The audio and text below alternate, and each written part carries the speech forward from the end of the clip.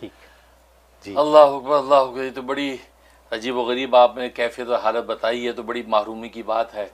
और आप मुशाहदा भी कर लेती हैं कि वो चीज़ें वाकई बिल्कुल दुरुस्त हैं। 10 कदम पे मदरसा भी है और 1 बजे से पहले बंद हो जाता है, और वालिद साहब ने पूरी ताकीद भी की और आपने ये किया नहीं।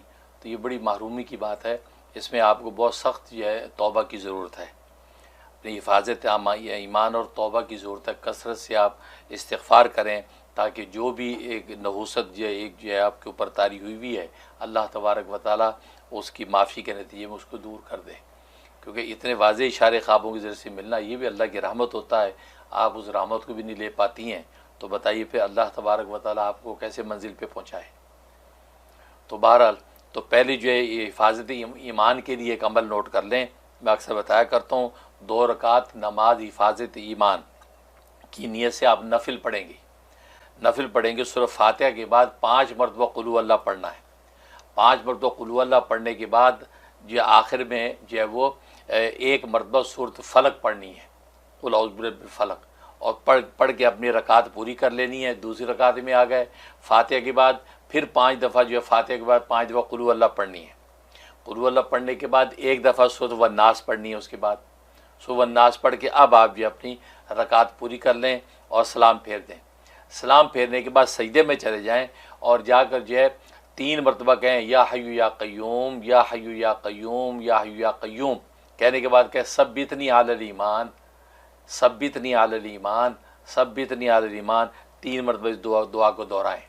और अगर आप उसमें अपनी आल औलाद और नस्लों की भी नियत करना चाहती हैं, तो फिर उसके बाद जो है 3 मरतबा जमा का सीगा इस्तेमाल करें, सब्बितना अलल ईमान, सब्बितना अलल ईमान, सब्बितना अलल ईमान।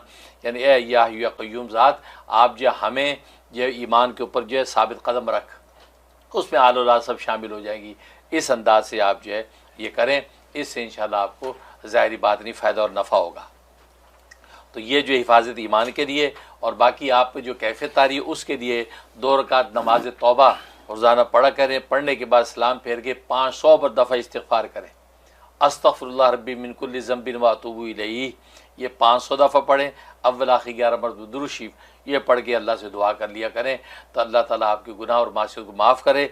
ताकि ये जो एक ख़ास किस्म की एक नहुसत आप पे तारी हो गई, कोई खैर का काम होता भी नहीं, चाहत के बावजूद आपसे नहीं हो पाता, तो ज़रूर अल्लाह तबारक व तआला की तरफ से जो है ज़रूर कोई ना कोई जो आपके ऊपर एक तरह का इताब है। उस इताब की माफ़ी के लिए अल्लाह से इस्तिग़फ़ार कर शुरू कर दें। इंशाअल्लाह अल्लाह आपको तौफ़ीक़ नसीब फरमा देंगे, क्योंकि तौफ़ीक़ इलाही के बगैर कुछ भी नहीं है।